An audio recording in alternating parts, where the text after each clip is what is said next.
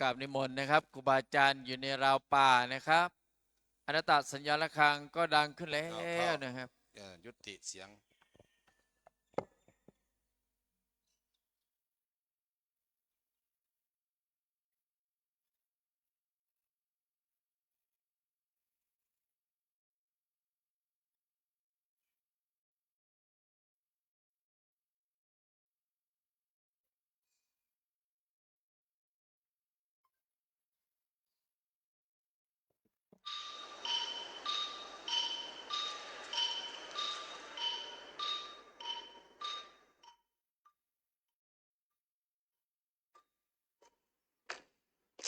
ธงชาติและเพลงชาติไทย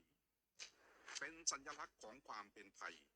เราจงร่วมใจยืนตรงเคารพธงชาติด้วยความภาคภูมิใจในเอกราชและความเสียสละของบรรพบุรุษไทย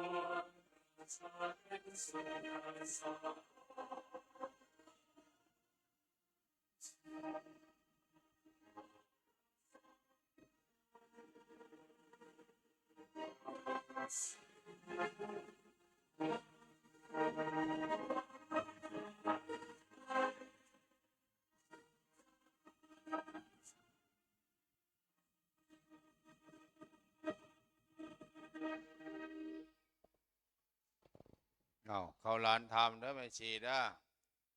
ถวายทานแล้วกับพระสมาทานศีล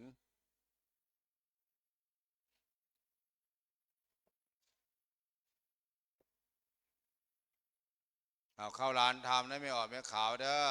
ที่นั่งเจ้าของอยู่ไหนเนาะไม่ชีไม่พามเนี่ย2 โมงเดินไปเดินมาอยู่7 โมงครึ่งเราเข้าร้านทำแล้วงานปฏิบัติธรรมกับปริวาส8 โมงร้องเพลงชาติไทยแล้วกล่าวคำธรรมาทานศีลรับศีลไม่ออกไม่ขาวไม่ครัวเข้าร้านทำเด้อกับข้าวนี่2 โมงต้องพร้อมแล้วต้องพร้อมแล้วเข้าร้านทำเร็วเร็วเร็วเร็วเร็วเร็วไม่ที่นั่งเจ้าของอยู่ตรงไหนไม่วางไว้ว่ะเบาะตรงไหนต้องเตรียมไว้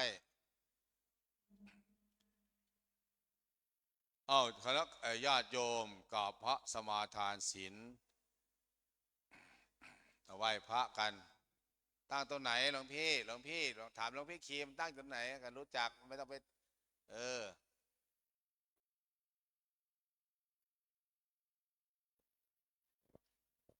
อิมินา อิมินาสการเรนะตังพุทธังกปิปุจยามะอิมินาสการเรนะตังสังฆังกปิปุจยามะอะระหังสัมมาสัมพุทโธภควาพุทธังภควันตังอภิวาเทมิครับ สวากขาโตภะคะวะตาธัมโมธัมมังนามัสสามิกราบสุปฏิปันโนภะคะวะโตสาวกสังฆังนามามิกราบนะโมตัสสะภะคะวะโตอะระหะโตสัมมาสัมพุทธัสสะนะโมตัสสะภะคะวะโตอะระหะโตสัมพุทธัสสะกับไม่ออกไม่ขาวไปไหนหมดมะยังพันเตวิสุงลักขณาทายาติสารเนนะสหปัญจศีลานิยาจามาตุติยามปิมะยังพันเตวิสุงลักขณาทายาติสารเนนะสหปัญจศีลานิยาจามานะโมตัสสะภะคะวะโตนะโมตัสสะภะคะวะโตอะระหะโตสัมพุทธัสสะนะโมตัสสะภะคะวะโตอะระหะโตสัมพุทธัสสะพุทธังสรณังกัจฉามิธัมมังสรณังสังฆังสรณังกัจฉามิทุติยามปิพุทธังสรณังกัจฉามิทุติยามปิสรณังกัจฉามิทุติยามปิสังฆังสรณังกัจฉามิตติยามปิมาอยู่ไหนไม่ตติยามปิสรณังกัจฉามิตติยามปิสังฆังสรณังกัจฉามิปานาติปาตาเวปะทังสมาธิยามิอาทินนาทานาเวระมณีสิกขาปะทังสมาเมสุมิจฉาจาราเวระมณีสิกขาปะทังสมาธิยามิวาตาเวระมณีสิกขาปะทังสมาธิยามิเมรยะมัจจะปมาทฐานาเวระมณีสิกขาอิมานิปัญจสิกขาปทานิสมาธิยามิอิมานิปัญจสิกขาปทานิสมาธิยามิอิมานิปัญจสิกขาปทานิสมาธิยามิสีเลนะสุขติงยันติสีเลนะโภคสัมปทาสีเลนะนิพุติงยันติตัสสมาสีลังวิโสทะเยป้ายมันล้ำหน้าไปแล้วนะป้ายถอยหลังไปคานน่ะดูสังเกตดูคานน่ะถ้ามันอยู่หลังไฟแล้วก็ป้ายสีฟ้ามาตั้งอ้อมซ้ายอ้อมขวาแล้วอยู่ระหว่างกลางเอาตั้งนะโมถวายทานนะโมไม้อยู่ไหนไม้อ่ะอาจารย์วุฒิเอาไม้ไปเอาไม้มา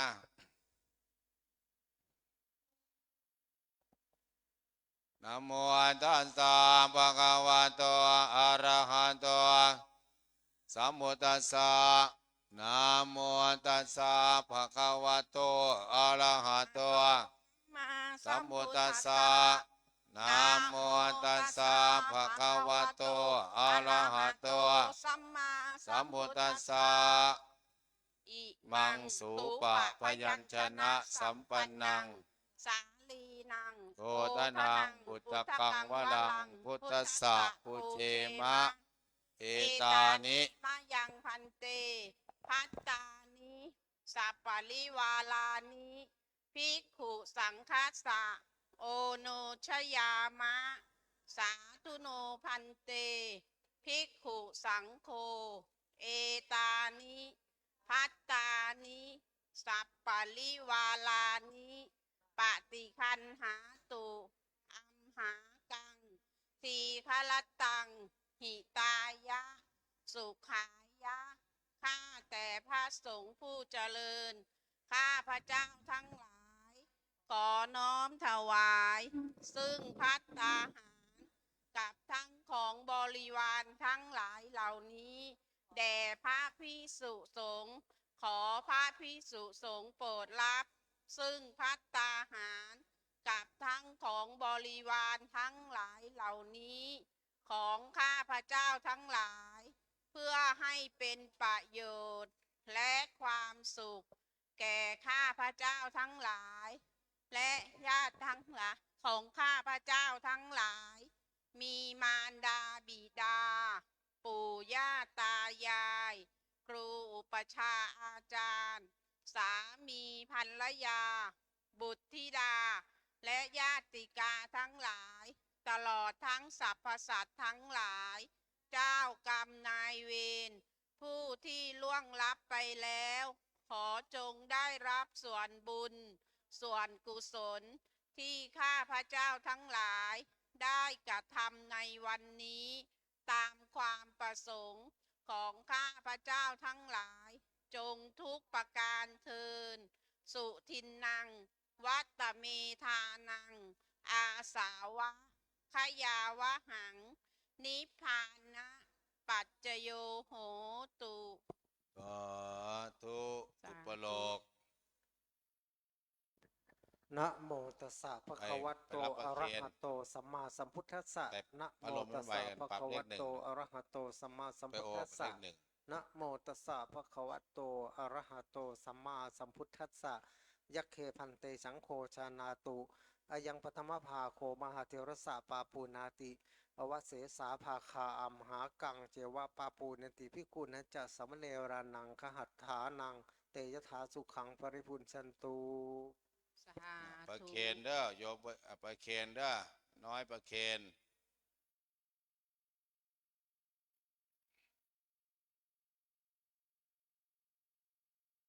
รัตนาธรรม พรหมะ ไปดีๆ1 2 3พรหมะจะโลกาทิปาติสาหัมปาติกาดอันชาลีอานาทิวาลังอายาจาธาสันติทาสันตา ปาราชาคาชาติกา เทเสตุธรรมัง อนุกรรมปิมังปาชัง กราบนิมนต์เจ้าค่ะ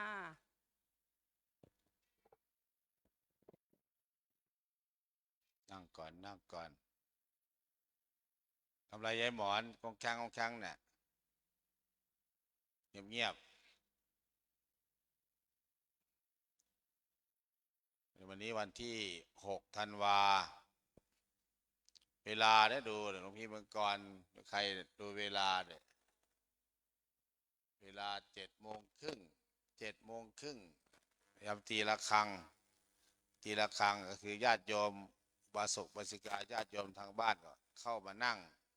ที่ลานธรรม8 โมงก็ต้องร้องเพลงชาติไทยสรรเสริญบารมีแล้วก็กราบพระสมาทานศีลถวายทานอย่าไปงงกับอากาศ เราเน้นเวลาคือสัจจะธรรมะคือสัจธรรมคือความจริงเวลาอย่าไปเลยเวลานี้ทำอะไรอย่าไปเพลินกับเวลาทำอะไรเพราะว่าช่วงนี้ไม่ได้บิณฑบาตข้างนอกพระอาจารย์กรรมหรือช่วยกันทำเนี่ยเก็บข้าวเก็บของเจ้าวาดรับผิดชอบคนเดียวปุ๊บปั๊บเนี่ยบอกวัดเจ็ดผมจูวัดไปนะรถไปจะประชาสัมพันธ์บิณฑบาตไปหาเลาะตามบ้านประชาสัมพันธ์ไปเราอยู่เฉยนะไม่ทำอะไรเนี่ยแบ่งกันทำงานดูเวลาใครรักษาเวลา7 โมงครึ่งตีละครั้งไม่ออกแม่ขาวก็ต้องเตรียมอาสนะมานั่งไม่เป็นแถวเตรียมไว้อย่าไปงงกับสถานที่ใหม่สถานที่เก่าไปไหนก็ตามในประเทศไทยเนี่ยเอาเวลาวัดศรีนวงศ์7 โมงครึ่งงานปฏิบัติธรรม หรือวันพระ8 โมงก็ต้องเพราะวัดเราร้องเพลงชาติไทย เป็นวัดเดียวในประเทศไทย ที่จงรักภักดีต่อสถาบันชาติศาสนามหากษัตริย์ชาติพระพุทธศาสนามหากษัตริย์ย่อมอยู่เหนือสิ่งอื่นใดสิ่งอื่นใดให้วางไว้ก่อนวางไว้ก่อนแต่เราต้องทำเตรียมตัวเช้าใครจะกวาดก็กวาดใครทำอะไรก็ปึ๊บปั๊บถูรู้สึกว่าเมื่อเช้ายังไม่ได้ถูนะไม่ชีเบนเนาะเดี๋ยวเสร็จในถูนะอันนี้เดี๋ยวงานศพมาเนี่ยต้องถูให้มันเลื่อมแถวเนี้ยไม่ชีว่างแล้วถูเลยนะถ้าจะไปเกรงใจงานศพก็จะเอาน้ำมาล้างหรอกเอาน้ำมาฉีดเอาน้ำใส่เต็มแทงนั่นน่ะล้างใหม่เลยล้างลานทำแฟบมาใส่แล้วล้างแล้วก็พอล้างแล้วมันถูมันจะเลื่อมแล้วก็เอาน้ำมาฉีดฝุ่นรู้สึกว่าเดินไปพระเดินไปเนี่ยมีฝุ่นขึ้นมาฟึ้งเนี่ยฝุ่นเอาน้ำมาพรมให้มันให้ปูนมันซับลงไปข้างล่างน้ำ3 แท้งเต็มแท้งแล้วเนี่ยเดี๋ยวต่อสายลากสายมาฉีดเอาเลยปั่นใดนี่เช็ดใหม่กวาดดีๆสะอาดแล้วก็ตรงหน้าโรงครัวตั้งแต่ทางเข้ามาเนี่ยฝุ่นเจ้าวาดแพ้ฝุ่นเนี่ยเป็นโรคภูมิแพ้เจอฝุ่นไม่ได้เป็นหวัดเพราะนั้นคือต้องปูแสลมสีเขียวทับฝุ่นไว้ก็คือน้ำเอามาฉีดน้ำไม่พอก็สั่งรถน้ำมาโลดมาลาดพงานปฏิบัติธรรมยังเดี๋ยววันนี้วันที่4วันที่6เหลืออีก4 วันเต็มวันที่10ออกอัมพานกรรมสักพัดแล้วก็ยังอย่าไปตกใจกับวันเวลาสถานที่เปลี่ยนเวลาไม่อย่าไปเปลี่ยนในเวลาปุ๊บปั๊บเนี่ยอาจารย์กรรมหลวงพี่มังกรหลวงตาดำหลวงนาเซียงก้าเนี่ยทีละครั้งเลยเป้งปังเลยอย่าไปโฟกัสกับอะไรโฟกัสกับเวลาในเวลาปุ๊บเราก็มานั่งอย่างที่ไม่พามต้องมานั่งก่อนพระถ้านั่งหลังพระเนี่ยพระมาก่อนเราจะบาปเราเป็นผู้น้อยไปให้ผู้ใหญ่มานั่งแล้วพระผู้น้อยก็ต้องมารอเจ้าวาดกับพระเถระผู้ใหญ่40 พรรษาแล้วอันนี้คือต้องให้เจ้าวาดลุยอย่างเดียวปุ๊บปั๊บนั่นงานไม่มีต้องคิดสมองต้องคิดงานตลอดจากนี้ทำอะไรจากนี้ทำอะไรมันจะคิดเรียกว่าใช้ปัญญาไงเราข้ามศรัทธามาแล้วศรัทธาถ้าไม่มีศรัทธาก็ไม่บวชมา40 ปีหรอกยายศรัทธาในพระพุทธเจ้าพระธรรมพระสงฆ์ศีลจาคะเนี่ยความสุขส่วนตัวนี่สละมาแล้วมีเมียก็มีได้หลายคนหรอกผู้ชายมีเมียได้หลายคนอยู่หรอกเป็น10เป็น100ก็ได้สละไม่เอาสละบ้านสละเรือนสวนยางสวนทุเรียนสละไม่เอาศรัทธาศีลจาคะสุตตะก็ฟังมาเยอะฟังแล้วต้องเข้าใจฟังแล้วเกิดปัญญาตอนนี้เราใช้ปัญญาเนี่ยเราจะยกตัวเองให้เป็นอริยบุคคลเนี่ยมันต้องใช้ปัญญาสมองต้องคิดติ๊กตอกคิดตลอดเวลาในตัวเองก็มีโทรศัพท์มือถือทุกวันนี้ไม่ต้องพกเพราะว่าพระมันแขวนเนี่ยแขวนนาฬิกาไม่ได้แต่มีโทรศัพท์อยู่ในกระเป๋าปุ๊บกดดูเวลาเท่าไหร่ละเมื่อเราทำวัดสวดมนต์น่ะตี 4ตี 3:30ตี 3:30ก็ต้องหรือว่าตี 3:45ก็เตรียมละเร่งกังเปิดนาฬิกาโทรศัพท์มาลุกขึ้นล้างหน้าแปรงฟันห่มผ้าประคองผ้าเข้าสู่ลานธรรมไปนั่งรอไม่ต้องรอไปนั่งรอเลยแล้วก็ถึงเวลาก็บอกวัดอาคันตุกะมาก็บอกวัดอาคันตุกะถ้าไม่มีอาคันตุกะมาแล้วบอกวัดอาจารย์กรรมแล้วเราก็จะบอก2 รอบแรกก็คือตี 4บอกให้พระอาจารย์กรรมลูกกรรมขึ้นมา ปรารภความเพียรกันน่ะแต่รอบสำคัญรอบ6 โมงเช้าที่แบบบอกวัดเก็บวัดต้องดูอาคันตุกะซ้ายขวาหน้าหลังไม่มีก็บอกถ้ามีก็ลากมาบอกวัดเราจะไม่เสียปกติพออาจารย์กรรมต้องเช็คประตูถึงปิดไว้ปิดตรงนี้ปิดตรงนี้แล้วก็ใช้กล้องวงจรปิดส่องว่าใครเข้ามาต้องดูต้องใช้เทคโนโลยี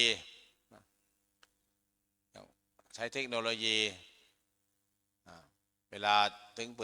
ปิดประตูไว้บางข้างว่าช่วงปฏิบัติให้เข้ารูเดียวออกรูเดียวช่องเดียวออกช่องเดียวใช้กล้องวงจรปิดจับไว้ทั้งเข้าทั้งออกเห็นรถแปลกๆมาก็ดูมีพระออกมากันไปเรียกพระมานั่งแล้วก็บอกวัดนี่คือเราต้องเซฟให้พระลูกกรรมด้วยจันกรรมรถแปลกๆต้องเดินไปหาเลยมือมีใครหรือเปล่าแม่ครัวแม่ตัวก็ต้องถามเห็นพระมาแขกมาต้องอาหารลงทางก็เชิญข้าถ้าพระมาบอกอันนี้มนต์ไปให้พระบอกวัดก่อนช่วงคับลูกคับดอกคือตี 5กว่าเกือบ6 โมงมันสว่างถ้าสว่างแล้วจะเสียวัดเสียไปวันหนึ่งน่ะต้องไปต่อเวลาอีกวันหนึ่ง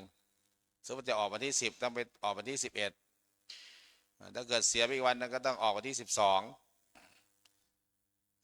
ออกก็ต้องแม่ครัวอาหารก็ต้องเพิ่มมาอีก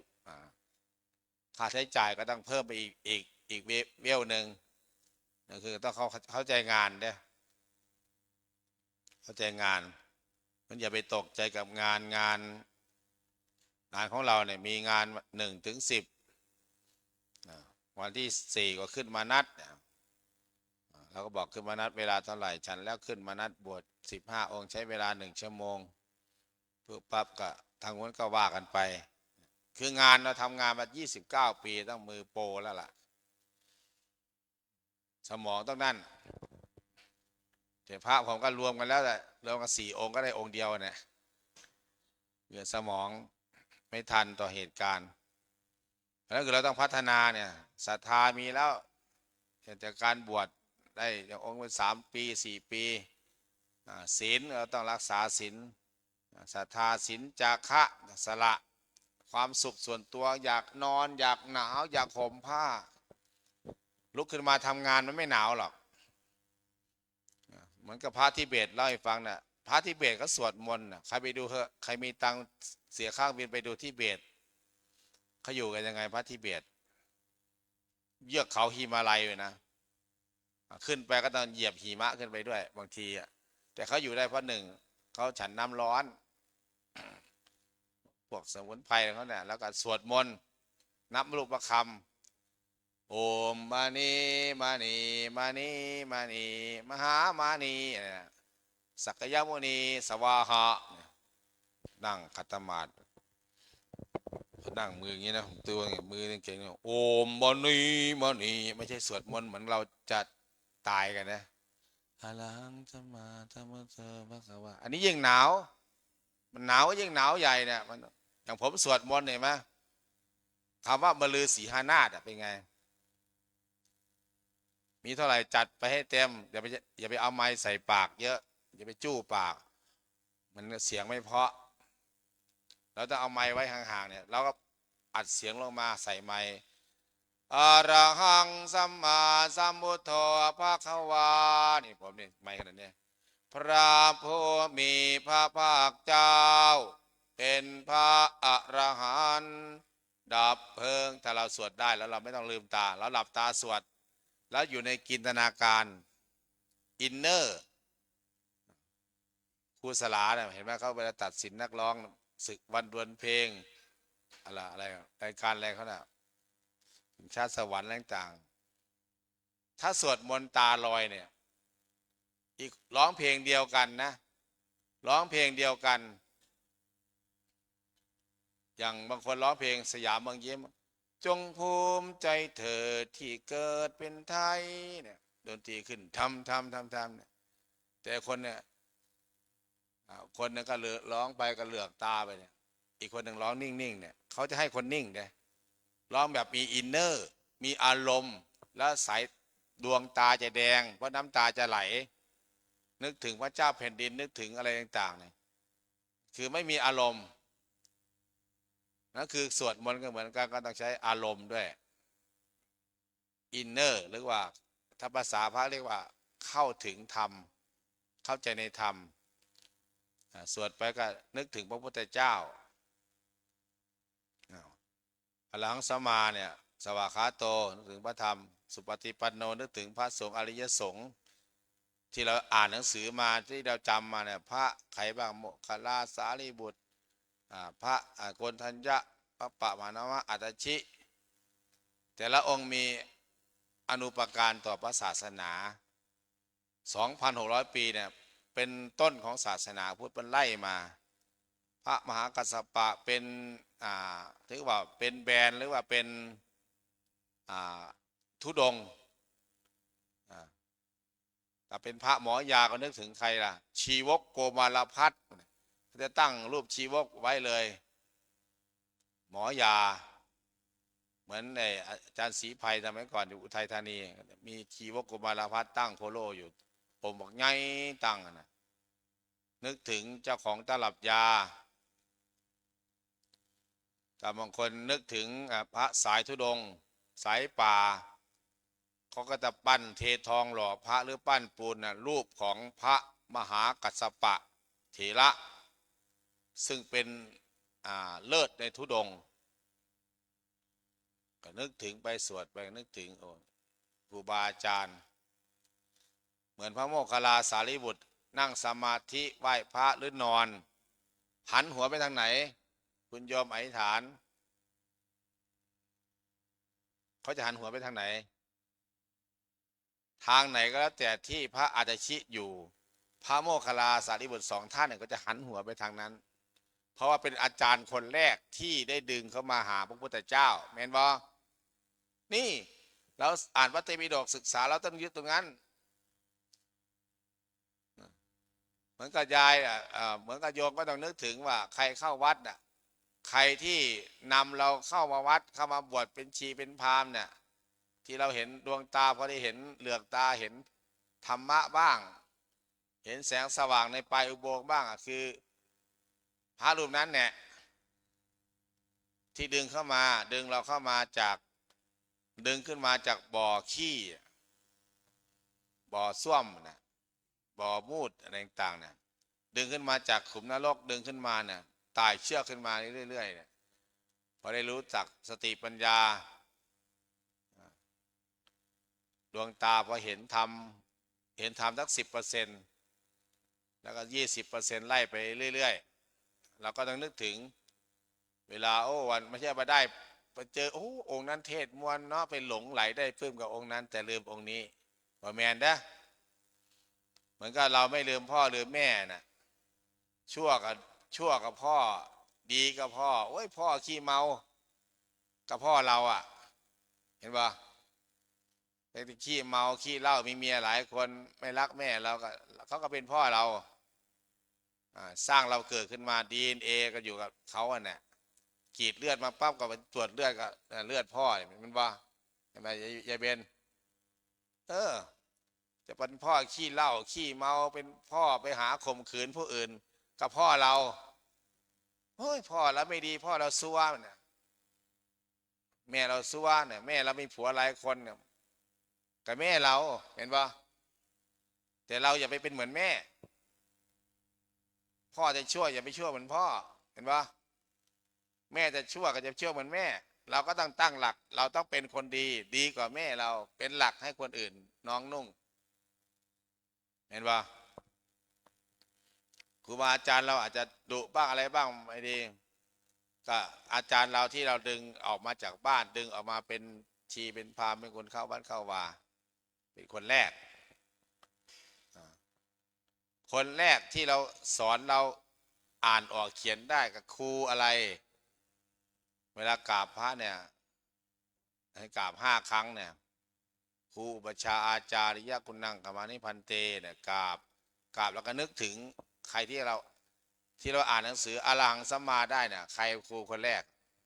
ต้องนึกถึงคนนั้น ไม่ใช่เขาตายไปแล้วก็ตามมันจะตรวจน้ำเราก็ต้องนึกถึงครูอาจารย์ วันครูวันอะไรต่างๆเหมือนงานวันพ่อเนี่ยไม่ใช่พ่อก็เหมือนพ่อครูบาอาจารย์ที่อยู่วัดนั่นน่ะที่อยู่วัดวารามต่างๆเขาได้สร้างขึ้นมาเนี่ย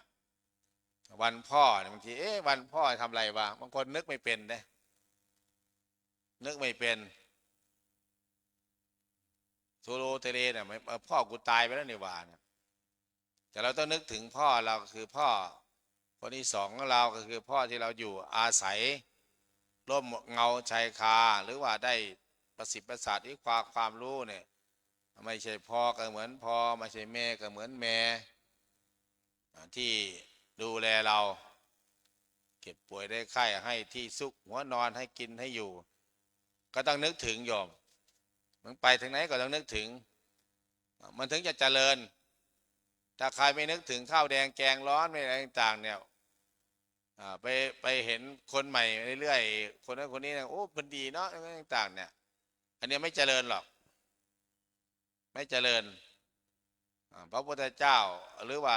พระสุภาษิตนั้นสอนว่านิมิตตังสาธุรูปานังกตัญญูกตะเวทิตานิมิตแปลว่าเครื่องหมายบางคนเนี่ยขึ้นไปโบสถ์เอาไหนวัดว่าตัดลูกนิมิตแล้วทำไมไม่เห็นจมอยู่ใต้ดินอะไรเงี้ยเหล่านี้คือยังไม่ได้เข้าถึงธรรมะอะไรยังไม่รู้เรื่องอะไรหรอกเหมาะแม่ภาษาสมัยใหม่ปูปลาไปนิมิตแปลว่าอะไรโยมแม่แม่สมหญิงเจ้าข่ายไงเครื่องหมายแห่งอะไรคำว่าเครื่องหมายก็ต้องแปลอธิบายให้ลูกหลานฟังเนี่ยนิมิตแปลว่าเครื่องหมายนิมิตตังสาธุรูปานังกตัญญูกตะเวทิตานิมิตแปลว่าเครื่องหมายถ้าเห็นลูกคนใดที่ไม่ลืมแม่เจ้าของแม่จะด่าเก่งแม่จะเล่นไพ่แม่จะมีสามีหลายคนในสายตาคนอื่นอาจจะชั่วแต่ในสายตาลูกต้องว่าแม่คือแม่เราแล้วเมื่อถึงวันเวลาเราแต่มีโอกาสก็ไปกราบแม่ไปกราบแม่ไปไหว้แม่หรือว่ามีสิ่งของไปให้แม่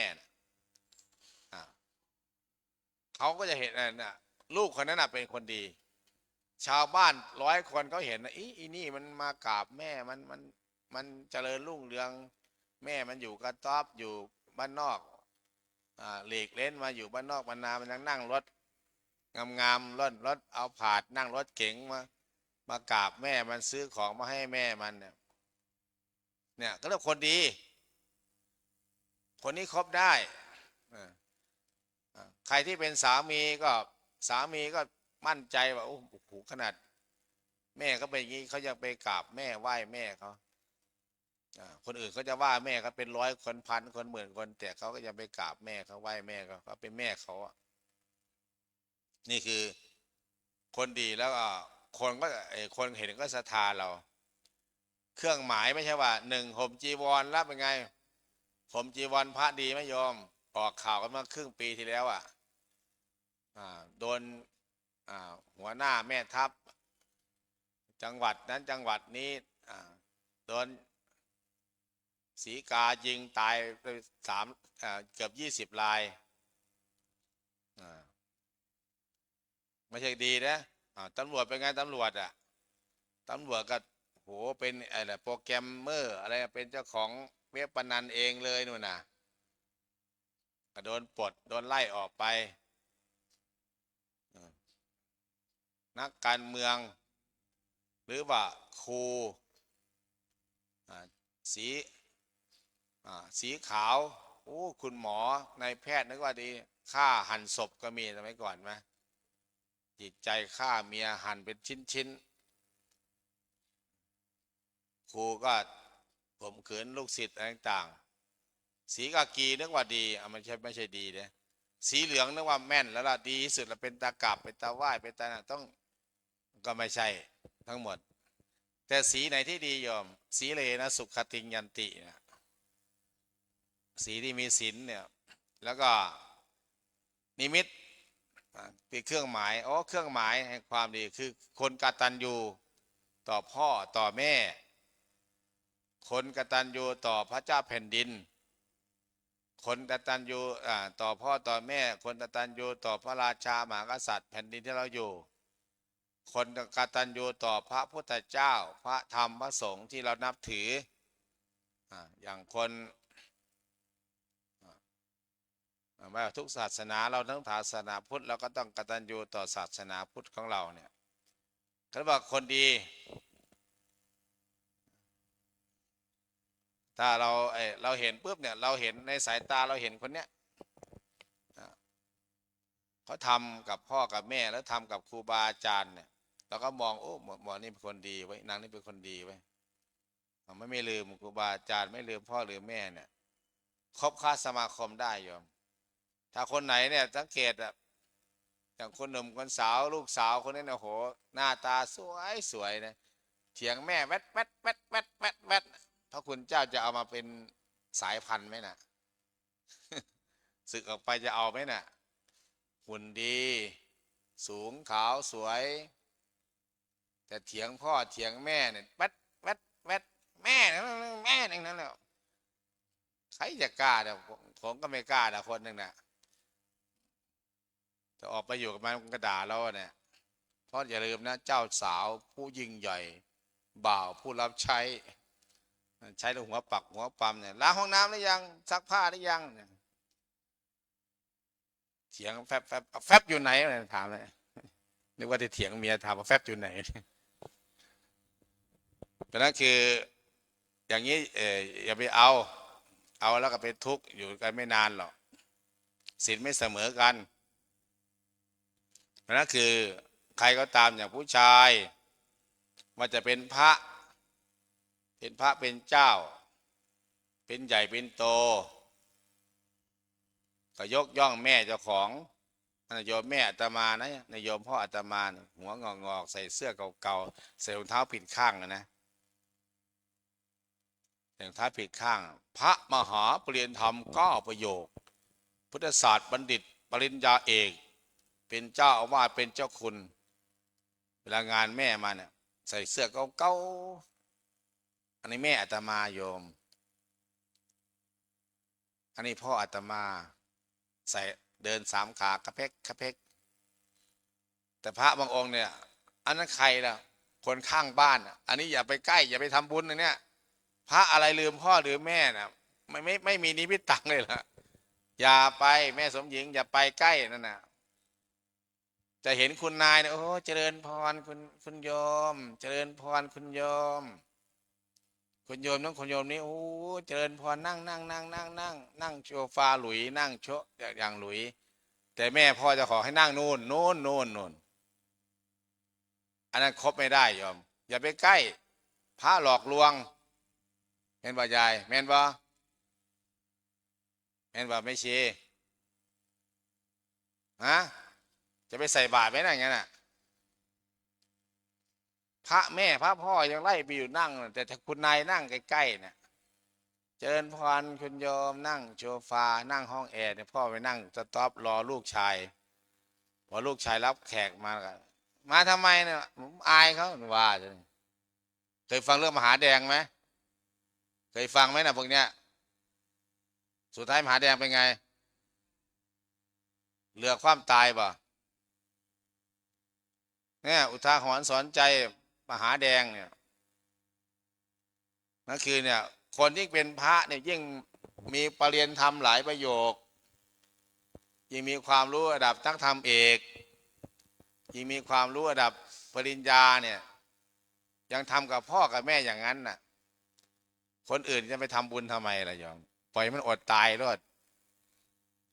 โน่นคนใดก็ตามเนี่ยคือว่าดูแลแม่ดีดูแลพ่อดีดูแลบุคคลที่มีอุปการะมาก่อนนิมิตตังสาธุรูปนังกตัญญูกตเวทิตาบุคคลใดก็ตามที่รู้จักคุณกตัญญูแปลว่ารู้จัก กตัญญูแปลว่ารู้จักอะไรกตัญญูรู้จักคุณกตเวทีแปลว่าอะไรสองอย่างบวกกันนะยอมอธิษฐานกตัญญูแปลว่าอะไรไปปฏิบัติธรรมมาหลายวัดแล้ว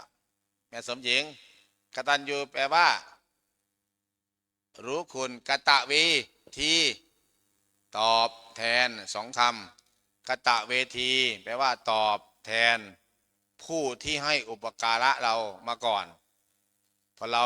ลืมตาอ้าปากได้พอเรานั่นได้เราก็ตอบแทนด้วยมันมีทั้งแรงกายแรงใจแรงศรัทธาแรงทรัพย์ที่จะซัพพอร์ตไปช่วยมีคนนี้จึงมีวันนี้มีวันนี้มีคนนี้มีวันนี้ต่างๆถ้าเราเนี่ยทีนี้ก็ตามเนี่ยโยมรู้จักคุณค่าเนี่ยอาตมาก็เป็นพระบวชมา40 ปีแล้ว60 ปีก็ยังนึกถึงอาจารย์กรรมวาจาจารย์อาตมาอยู่วัดเพียขวาเพิ่นยังไม่มรณภาพหรอกอาตมาไปสระบุรีก็จะแวะไปกราบอาจารย์จรูนอย่างนี้ศึกไปแล้วบวชใหม่ก็ยังอยู่วัดเพียขวาอยู่จะแวะไปนี่คือที่สวดอาตมาให้เป็นพระกรรมอุปชาอาตมาก็เพิ่นศึกไปเอาเมียแต่เพิ่นก็ตายแล้วแหละแต่นึกถึงอยู่อาจารย์แพง40 กว่าปีก็ไม่ลืมนะยายนั่นคือแล้วใครที่แล้วก็ใครเป็นคนแรกที่สอนให้อาตมาเป็นผู้เป็นคนเป็นพระที่หัวร้อนเถียงทุกคำอาจารย์บรรจบนะตอนนี้แกก็ศึกไปมาบวชใหม่ตอนนี้สมัยก่อนอาจารย์กราบแกได้แต่สมัยนี้อาจารย์แกต้องมากราบอาตมาก็สอนคืนอยู่พยายามจะโทรศัพท์คุยว่าเอ้ามาอยู่เนี่ยวัดศรีนวงศ์เนี่ยจะดูแลให้หรอกจนตายก็จะเผาให้หรอกเป็นห่วงนะเป็นห่วงเนี่ยเป็นห่วงอะไรพระเป็นห่วงอะไรที่สอนคนอื่นนะไม่ห่วงให้สละเจ้าของห่วงนั้นห่วงนี่อาตมาก็สอนคืนตัวเนี่ยปากไม่ออก สอนคืนแต่ก็ไม่ได้ว่าสอนแบบสอนธรรมะไปอยู่นั่นก็เอ้าทำไมไม่กวาดศาลาเมนนู่นนี่นั่นต่างๆนะแถวนี้เขาถือกันฮะว่าถ้าไม่มีคนตายไม่กวาดศาลาน่ะเขาไม่เอาธรรมะไปสอนโยมนะปล่อยให้โยมเหิมเกิมได้ยังไงล่ะสอนโยมเนี่ยมันคนเรามันเกิดแก่เก็บตายมันธรรมดาอยู่แล้วไม่มีใครอยู่ในหลวงก็ยังสวรรคตพระพันปีหลวงแม่หลวงก็ยังสวรรคตยาดีหมอดีมีเงินในคลังเป็น100,000 ล้านก็ยังไม่วายเราก็ต้องสอนโยมอย่างนั้นนะเกิดโตเจ็บพัดภาคแล้วก็ตายทุกคนเจอมันบ้านไหนไม่มีคนตายไม่มีหรอกไปถามบ้านโยมเนี่ยเราได้ศึกษาธรรมะไม่ยอมก่อนพระเจ้าเจ้าชายสิทธัตถะออกบวชเป็นพระสิทธัตถะตอนนั้นรู้ถามว่าเพิ่นรู้ธรรมะไหมรู้เพิ่นเก่งแล้วเด้อ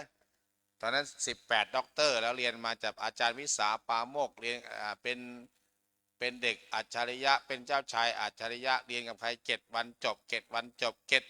บเรียนกับอาจารย์ไหนนะอุทกดาบทอรบท7 วันก็หมดไส้หมดพุงจบแต่ยังไม่บรรลุอรหันต์นะแล้วก็ไปแสวงหาครูบาอาจารย์มีนางหนึ่งน่าจะเป็นนางหนึ่งเนาะที่ลูกตายแล้วอุ้มลูกไปหาคนนู้นคนนี้น่ะร้องไห้แบบไปช่วยหน่อยลูกฉันยังไม่ตายไปนะเจ้าพระสิทธัตถะยังไม่เป็นพระเจ้าเนาะก็เลยบอกนางว่าให้ไปหาอะไรโยมเดี๋ยวเราจะช่วยชุบชีวิตให้นางไปหาเมล็ดผักกาด บ้านที่ไม่มีคนตาย ไปหามา แล้วเราจะชุบชีวิตให้ นางก็เชื่อนางก็เชื่ออยู่ นางก็ไปบ้านนั้น ไปหาบ้านแม่สมหญิง สมมตินะ มีคนบ้านนี้มีคนตายไหมมีค่ะ มีนู้นปู่ตาย ย่าตายเห็นปะไปอยู่หาโยมแม่ไอ้ฐานว่าบ้านนี้ขอไม่ได้ผักหน่อย มีคนตายไหมมี พ่อของพ่อตายเมื่อ10 ปีที่แล้วเป็นปะมี2 บ้านแล้วไม่ได้ละไปหาแม่ชีนงรัก ขอไม่ได้ประกาศหน่อยบ้านนี้มีคนตายไหมมี โอ้ยายห่อเลยยายนั่นพ่อก็ตายไปแล้ว ตายตั้งหลายคนแล้ว ไม่มีผิดหวังแล้วลงมาอีก ไปหาบ้านยายเป็นชีเบนบ้านนี้มีคนตายไหมยายตอบว่ามีแม่จะว่าตายหมดแล้ว ไปหา5 บ้านก็ตายหามา10 บ้านก็มีคนตายหมด เดินกลับไปหาพระเจ้า ไม่มีเจ้าค่ะ มีทุกบ้านมีคนตายหมดนั่นแหละเธอนะแกชื่ออะไรไม่รู้นะชื่ออะไรนะอุทุตราเนาะ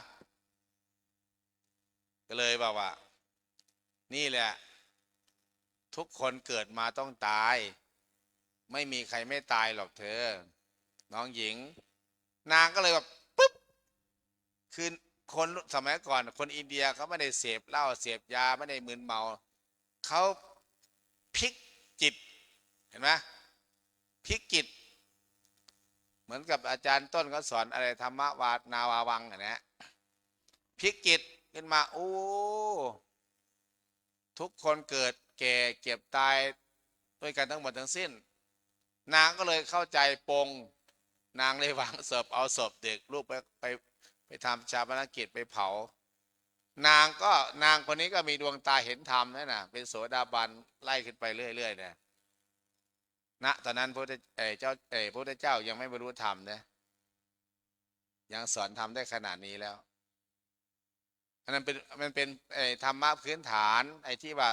คนเกิดแก่เก็บตายนะใครก็สอนได้พระเราก็สอนได้แม่นบ่หลวงพี่บ้านหลวงพี่มีคนตายไหมเนี่ยมีคนตายบ้านหลวงพี่อ้วนมีคนตายไหมมีไหมมีต้องเราเกิดมาก็ว่า7 ชั่วโคตรมันต้องมีพ่อของพ่อเนี่ยไล่ไปทั้งพ่อของพ่อทวดเทิดอะไรเนี่ยยังมีวงวันรักษาก็มีคนตายมันเนี่ยเกิดแก่เก็บตายเราไม่ต้องตกใจเรื่องความตายแต่เมื่อมีคนตายแล้วทำยังไงให้งานศพงานต่างๆมันดีขึ้นเหมือนนั้นก็ประเทศไทยก็ตอนนี้มีพระพันปีหลวงเนี่ยสวรรคตแล้วก็ตั้งศพบำเพ็ญพระกุศลอยู่ก็มีคนไปกราบพระศพใครไปบ้างหรือยังเนาะอยู่กรุงเทพไปยังไปกราบพระศพมีคนก็ถามอาจารย์ไม่พาโยมไปกราบพระศพหรือบอกเดี๋ยวก่อนโยมอาตมาไม่มีตังค่ารถไปมันอย่างน้อยก็ต้องคนละ500-600 บาทนั่นนะไหนจะกินอยู่อีกอย่างน้อยต้องมีเงินเป็นพันถึงจะไปได้ยกเว้นอบต.หรือว่าอำเภอนั้นก็จัดคนไปหมู่บ้านละ2 คนไปกราบพระศพมีพระองค์ท่านสวรรคตใหม่ๆก็ข่าวคือในสำนักนายกก็อย่างหนึ่งสำนักราชวังก็อย่างหนึ่งกระทรวงนั้นกระทรวงนี้ก็อย่างหนึ่งก็ยังมุนอุยปุยแม้แต่เถรสมาคมก็อย่างหนึ่งยังไม่มีคำสั่งที่แท้จริงว่าให้ทำอะไรได้นักเรียนก็ไม่กล้ามีกระทรวงสาธารณสุขประกาศว่าห้ามโรงเรียนใดจัดกิจกรรมเกี่ยวกับการลื่นเริงบันเทิงใจนะแม้แต่การแสดงเนี่ยอย่างที่มาเนี่ยการแสดงน้อยเนี่ยยังไม่กล้าแสดงเกิดความกลัวตำแหน่งหลุดแล้วก็คนที่เคยจ้างหมอหลุกหมอลำเนี่ยก็ตกงานพักงานกัน หมอลำเนี่ยคิวงานปื๊ดเนี่ยสาวน้อยก็ดีหมอลำต่างๆเนี่ยเดี๋ยวจะหยุดงานคนก็ไม่กล้าจัดไอ้คนไม่กล้าจัดกับส่วนหนึ่งคนไม่กล้าไปดูก็มี เออมันไปแล้วมันบอกคักแม้กระทรวงต่างๆก็เลยไม่แม้แต่นายกก็ยังไม่ว่าอะไรจริงๆเนี่ยแต่ยุคอื่นยอมรับเพราะมันเคยมี ตั้งแต่นู้นน่ะสมเด็จย่าก็ดีพี่นางเธอก็ดีในหลวงรัชกาลที่9ก็ดีอาจจะดรอปไป แต่ในหลวงรัชกาลที่10เพิ่นใจดีเพิ่นเข้าใจโลกเข้าใจสังคม แล้วเพิ่นก็เมื่อเพิ่นครองราชย์สืบต่อรักษาสืบงานต่อรักษาทำงานใหม่ต่างๆเพิ่นก็ตั้งโรงทานว่าตั้งจิตอาสาที่เขาใส่หมวกสีฟ้าเนาะแล้วก็ใส่เสื้อพันคอชุดจิตอาสาใหม่ๆก็คึกคักนี่หรอกทำโน่นทำนี่ทุกวันนี้มัวแต่ถ่ายรูปกันสร้างภาพเยอะกว่าสร้างงานอาตมาก็เป็นอยู่ใหม่ๆก็ได้จิตอาสาอยู่มีไม่มีผ้าพันคอแต่มีบัตรอยู่เป็นพระจิตอาสาอยู่ได้บัตรอยู่หน้ากุฏินะแม่สุภาพเป็นไหมเป็นแม่สุภาพเกียรติศรียาเนี่ยจิตอาสาแต่วัดนะไม่อาสามันต้องทำจริงๆโยมทำด้วยจิตวิญญาณแล้วก็สร้างครัวพระราชทานแล้วก็สำคัญสุดสร้างอะไรเปล่าทุกจังหวัดสร้างวัฒนธรรมจากกระทรวงวัฒนธรรมให้เป็นรับสมัครคนที่มีความรู้จบปริญญาตรีจะเป็นสาขาไหนก็ตามหรือเป็นนักบวชเก่าเป็นมหาเก่ายิ่งดีก็เรียกว่ากองพิธีศพเห็นไหมเห็นไหมงานเราเนี่ยพี่ผ้าถือผ้าไตรแต่งชุดขาวปกติขาวเห็นไหมพึบพับเดินไปเป็นแถววางเป็นแถวถอนอะไรต่างๆปูสายโยงเนี่ยคือเป็นหน้าที่ของเขาสมัยก่อนไม่มีนะจัดงานสมัยก่อนจัดงาน5 ธันวามหาราชวันพ่อแห่งชาติเฉลิมพระชนมพรรษาในหลวงรัชกาลที่9เนี่ยจะมีอาตมาต้องคัดโยมมาแต่งเสื้อขาวเกงสีไหนก็ได้มาทำเหมาะแม่ถูกมั่งไม่ถูกมั่งเอานักเรียนมั่งเอาอะไรต่างๆอาตมาสอนกันอบรมกันสอนทุกงานก็ยังงะอยู่แต่กลุ่มเหล่านี้อย่างจังหวัดเลยมี18 คน19-20 คนเน้นผู้ชายนะไม่เน้นผู้หญิงรับสมัครผู้ชายอย่างนี้มี77 จังหวัดแล้วก็มีส่วนกลางด้วยในหลวงพ่อทำแล้วให้ไปทำเนี่ยไม่เสียเงินแม้แต่บาทเดียวงานศพพระราชทานงานศพใครที่เป็นงานศพเนี่ยแม้แต่เวลาเด็ก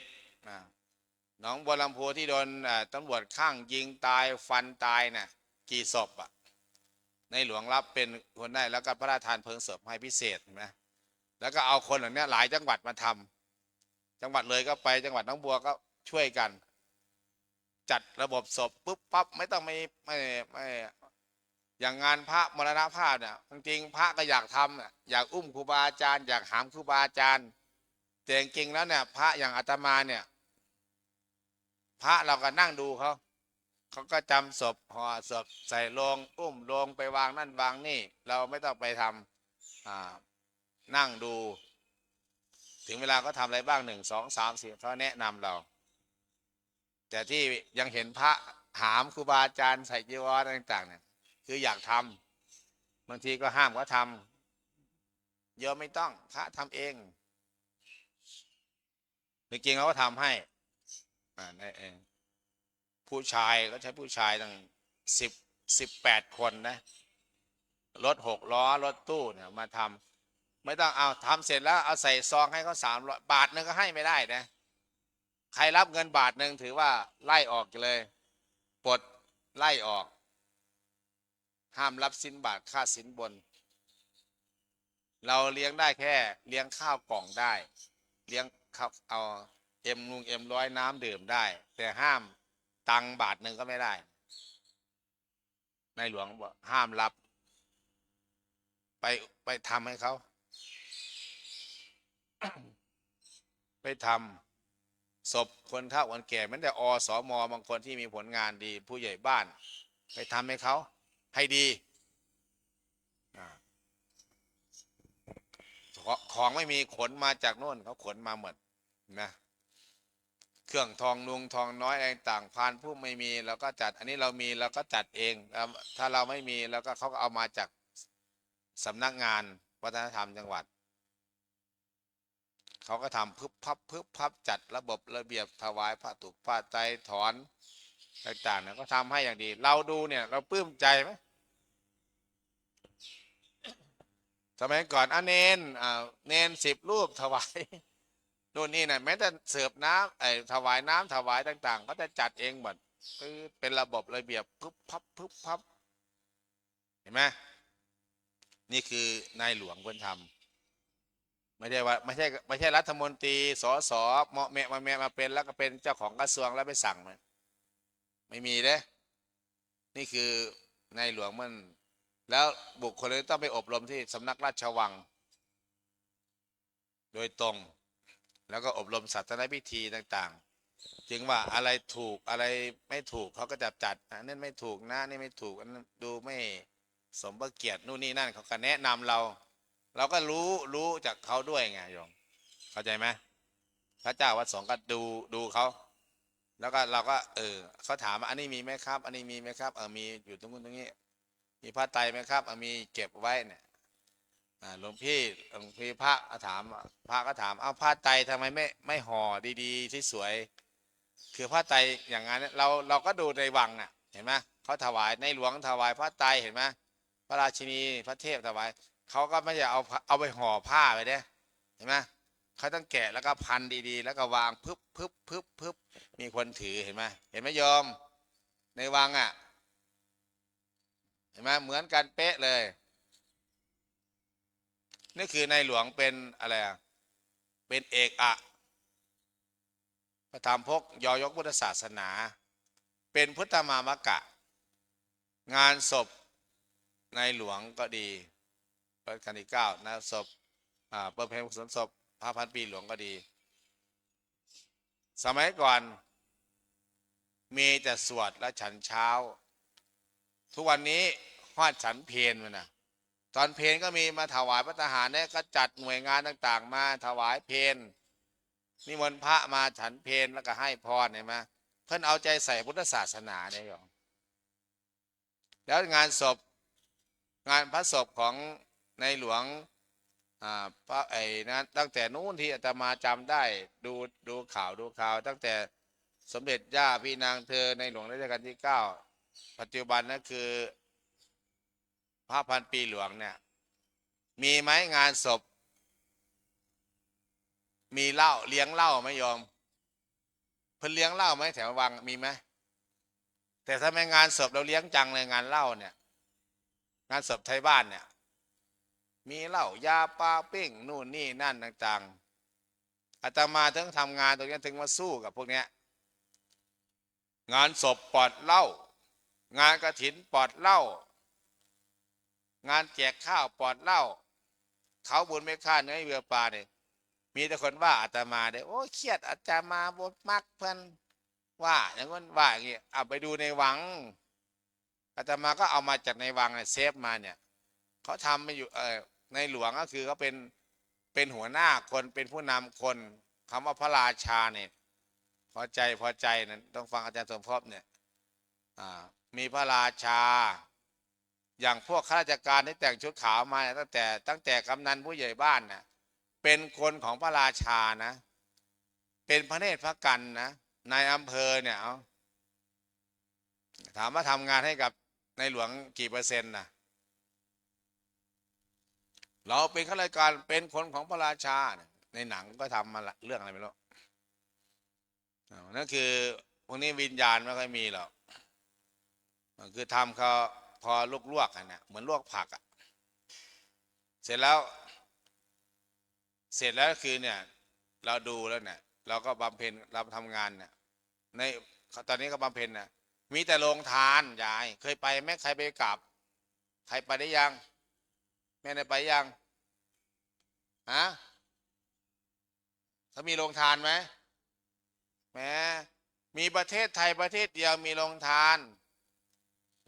ลองเจ้าต่างประเทศสวรรคตน่ะมีโรงทานไหมน่ะไม่มีซื้อกินเองไปซื้อเซเว่นมันน่ะมีแต่บ้านเราเนี่ยลงรถปั๊บเนี่ยปุ๊บมีหอดผ้าอยู่ผ้าเย็นมีของบริการเดินเข้าไปนี่เข้าไปนี่มีบอกแนะนำซ้ายขวาหน้าหลังตรงนี้มีโรงทานมีน้ำปะนะน้ำจากบริษัทนั้นบริษัทนี้แต่ไอ้ฝรั่งมังค่าบอกโอ้ยผมมาเมืองไทยนี่แปลกดีเวอร์ที่นี่มีของกินฟรีมีที่เดียวในประเทศไทยประเทศไทยไม่ต้องกลัวยอมสยามเมืองยิ้มนี่ล่ะนี่น้องต้นข้าวไปร้องเพลงนั่นก็ร้องเพลงจงภูมิใจเถิดมาโคราชก็ร้องจงภูมิใจเถิดไปจังหวัดนั้นจงภูมิใจเถิดเห็นไหมเขาก็ปรับนักร้องศิลปินเขาก็ต้องปรับตัวเองไม่ใช่ว่าไปกลัวไอ้คนจัดก็ไม่ต้องกลัวจัดหรอกจัดไปเถอะจะมาสรุปว่าในหลวงเปิ้นใจดีไม่มีหนังสือประกาศมาจากสำนักราชวังห้ามจัดงานเป็นปะได้ยินไหมโยมไม่มีเลยนะใน Facebook ไม่มีเลยมีแต่คิดกันไปเองกระทรวงนั้นกระทรวงนี้สำนักนายกแล้วก็นายกก็ประกาศสุดท้ายก็ประกาศเต็มปากก็คือว่าไม่ได้ห้ามแต่เน้นความเหมาะสมเข้าใจไหมเหมาะสมไม่ต้องขอความร่วมมือคือให้คนไทยเนี่ยไม่ต้องถ้าประกาศ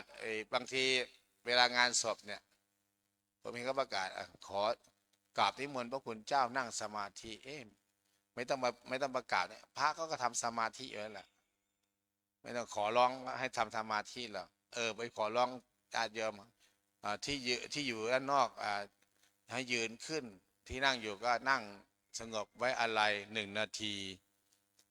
กับราตนาพระคุณเจ้า ผมว่ามันแปลกๆอยู่เลยไม่ต้องไปกราบหรอกพระก็นั่งสมาธิอยู่แล้วนั่งจนปวดขามาแล้วแหละนั่งขอเชิญทุกท่านในมณฑลพิธีทำสมาธิหรือว่าไว้อะไร1 นาทีก็พอแล้วมันใช้คำพูดเยอะไปนิดหนึ่งเพราะนั้นคืองานน่ะในหลวงหรือว่าพระราชวังไม่ได้ออกมาทั้งตัวหนังสือหนึ่งให้ห้ามจัดแต่ให้ก็คือว่าให้พิจารณาเพื่อความเหมาะสมในฐานะเราเป็นคนไทยพ่อแม่เราสถาบันเราเนี่ยเพื่อนสวรรคตเราทำยังไงให้เหมาะสมเราจัดงานศพก็ดีจัดงานประจำปีประเพณีก็ดีเราก็ต้องเอาอะไรออกก่อนนี่รูปในหลวงเนี่ยมาออกก่อนแล้วก็จัดงานประเพณีเด็กๆเนี่ยนักเรียนไม่ต้องห้ามเลยเธอจัดไปเลยโรงเรียนไหนมีศักยภาพจัดแบบดีๆเน้นฝากเพลงเกี่ยวกับพระราชินีเนี่ยที่เขาแต่งออกมาบ้างถือป้ายถืออะไรต่างๆยังปรับเลยอย่างเพลงอย่างน้องต้นข้าวเนี่ยเขาจะร้องอยู่3 เพลงเอกลักษณ์ไทยสยามเมืองยิ้มแล้วก็อีกเพลงหนึ่งโดน9 เผ่าไทยเห็นไหมก็ปรับคือเขาปรับปั๊บเนี่ยหมอลำก็ต้องปรับไม่อย่าไปนุ่งน้อยห่มน้อยชุดไทยเนี่ยชุดอีสานเรางามเห็นไม่ออกมาใส่บาตรไหมนุ่งผ้าสิ้นเนี่ยนี่ผ้าสิ้นก็ลำได้ด้วยงามขึ้นอยู่กับเราร้องดีไม่ดีนะน้องคนข้าวมาร้องเพลงเนี่ยมาร้องโคราชเนี่ยมาร้องเพลงเนี่ยเพลงอะไรล้น9 เผ่าไทยจงภูมิดนตรีขึ้นมาถึงเนี่ยคนนี่ยืนขึ้นเลยพอเพลงร้องมาขนหัวลุกเขาไปดูใน Facebook เนี่ยน้ำตาไหลได้โยม ก็ไม่ได้ไหลกับน้องต้นข้าวไหลกับเนื้อหาสาระของเพลง ดนตรีส่งเสียงออกมาส่งบรรยากาศคนขนาดไปดูคนเล็กๆลุกขึ้นน่ะฟังไปในขนคิงลุกนะคนหัวลุกเนื้อหาสาระเพลงเขาก็เขียนไม่ดีอยู่แล้วสายันสัญญาสมัยก่อนร้องสมัยนี้กับดนตรีใหม่ก็ยิ่งเล้าใจ สยามเมืองยิ้มร้องเนี่ยเดี๋ยวนี้งานกันงานวันละ2 รอบ 3 รอบแต่เชิญมาจังหวัดเลยยังมาไม่ได้เลยติดงานนะนั่นคือเนี่ยเวลาเขาไปแล้วก็เขาก็เป็นรายได้ของเขาเนี่ยเก็บเหมือนก็ไปเก็บดอกไม้ข้างทางเนี่ยเก็บเงินแบงค์500แบงค์100นี่เข้าเต็มคอดอกพวงบลุกพวงมาลัยเนี่ยเห็นไหมเรียกว่ามีเสียงเป็นทรัพย์แม้แต่เป็นเด็กอายุ13 ปีเนี่ยหาเงินได้เป็นล้านแล้วนั่นคือปรับให้เหมาะสมเจ้าของงานนั้นก็เหมาะสมเจ้าของงานที่เอาเธอไปเนี่ยงานนั้นก็คนแน่นแม่ยกคือผู้เฒ่าผู้แก่งั้นปรับงานให้มันถูกงานทำให้มันเหมาะนั่นคือเราก็ต้องปรับให้มันถูกงานแล้วงานศพของญาติโยมก็ต้องไม่มีเหล้าไงงานเพราะในหลวงทำตัวอย่างให้เราเห็นงานพระศพก็มีแต่โรงทานนั้นโรงทานนี้งานศพบ้านเราก็ตั้งกับข้าวกับน้ำเป๊ปซี่สไปร์อาหารเป็นอาหารปาร์ตี้ฟูเฟ่เห็นไหมโควิดต้องขอบคุณโควิดนะขอบใจโควิดห้ามมั่วสุมกันเห็นไหมประกาศห้ามมั่วสุมกันกินข้าวก็ต้องใช้ช้อนกลางสมัยก่อนเราเห็นไหมกินวงเหล้าอะไรซ้อนเดียวเนี่ยสดกับแก้มสดเหล้าคึกมาแล้วก็ตักกับแก้มสดช้อนอันเดียวกันเนี่ยทุกวันนี้โอ้ต้องพกช้อนกินร้อนช้อนกลางล้างมือมาเนี่ยทำให้สุขภาพคนระวังดีขึ้นเนี่ยเหมือนพระทำตัวอย่างเนี่ยพระเห็นไหมฉันข้าวในบาตรช้อนใครช้อนท่านแก้วใครแก้วท่านเห็นไหมพระพุทธเจ้าทำเป็นตัวอย่างมานานแล้วก็อะไรบ้านเมืองนะมีขยะประกาศขยะจังหวัดสะอาดซื้อของซื้ออะไรต้องใส่นุ่งใส่นี่ใส่ถุงอะไรต่างๆนั่นเก่งพระเนี่ยเป็นตัวอย่างมานานแล้วเนี่ยพระพุทธเจ้าเป็นแบบอย่างพระสงฆ์เป็นแบบอย่างมีย่ามผมไปซื้อของในห้างเนี่ยไปซื้อโทรศัพท์ก็ดีซื้อของอะไรที่เป็นของเนี่ยที่ไม่ใหญ่เขาใส่ถุงมาใส่นั้นมาบอกไม่เอาหรอกยอมอาตมามีย่ามแล้วย่ามผ้าเห็นไหมมีย่ามแล้วใส่ย่ามเลยแกะแล้วเอากล่องอะไรแกะกระดาษเอาไว้ที่นี่เอาแต่ใบรับรองประกันเอาใบประกันมาแล้วก็เอาขยะใส่ไว้ในที่ห้างเลยใส่ย่ามเห็นไหมโอ้พระเห็นไหมพระไม่ต้องไปซื้อถุงย่ามแจกย่ามไม่ชีก็มีไม่ชีมีย่ามไหมไปซื้ออะไรมาก็ใส่ย่ามเอาอย่าไปไม่ต้องเอาใส่ถุงมามันเป็นขยะแล้วก็สมัยก่อนพระเราฉันข้าวอะไรปิ่นโตผมเดินบิณฑบาตสระบุรีลพบุรีแม่สมหญิงแล้วก็จะมีบิณฑบาตบ้านใครบ้านมันเดินไปบ้านนั้นเดินไปบ้านนี้ไม่เหมือนอีสานนะเดินไปสัก20 บ้านกับวินแล้วล่ะใช้อะไรปิ่นโตอุ้มบาทด้วยต้องหิ้วปิ่นโตข้างหนึ่งนะปิ่นโต2 เถา5 เถา6 เถามั้ง1 2 3 4 5 6แล้วก็มัดใส่กันเป็น12 เถาอุ้มบาทมือนึงก็ถือพอถึงปั๊บก็ไปโยมก็เปิดปิ่นโตเอาไข่ใส่ตามน้ำพริกใส่ไม่ให้สมัยก่อนไม่มีแม่ครัวพลาสติกไม่มีนะทุกวันนี้เรียกแม่ครัวพลาสติกไปซื้อของตามตลาดมาใส่บาตรมีแต่กะทิสมัยก่อนข้อไข่ก็เปิดปุ๊บอันไหนที่เป็นไข่ใส่รวมกันน้ำพริกคล้ายๆก็ใส่รวมกันอาตมาหิ้วต่อไปโยมใส่เยอะอาตมาเป็นพระผมเป็นพระบวชใหม่สระบุรีผมต้องหิ้วผมผ้าแล้วก็หิ้วปิ่นโต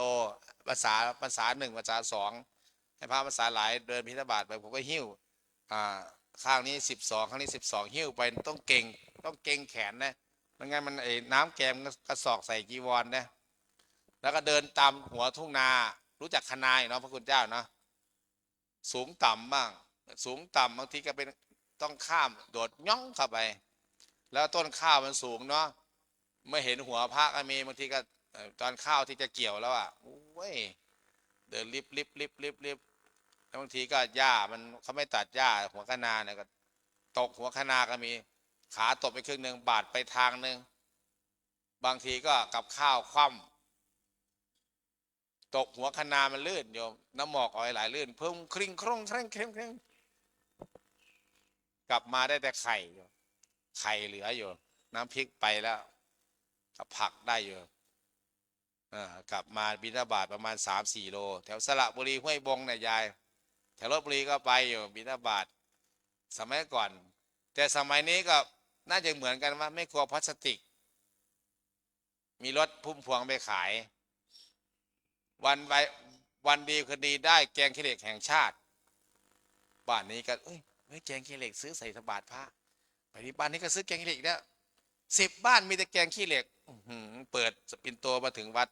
วันนี้แกงขี้เหล็กแห่งชาติแล้วรสชาติเดียวกันเลยเพราะเจ้าเดียวกันวันเดียววันหนึ่งไปเจอพะโล้แห่งชาติก็มีเจอพะโล้แห่งชาติโยมโอ้ยไป10 บ้านแล้วบ้านเขาอยู่ไม่ได้เหมือนแถวนี้นะแถวนี้บิณฑบาตบ้านนาหมูสไลเนี่ยเขาใส่บาตรรวมกันเป็นกลุ่มๆ10 คน5 คน3 คนเนี่ย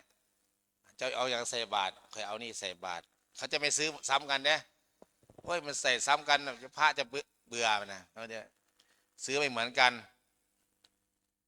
บางทีก็ใส่M100ก็มีได้นะโอ้กินข้าวข้าวเหนียวกับM100กินไงปะเอาข้าวเหนียวเอาM100ใส่ถ้วยแล้วก็จ้ำป่ะ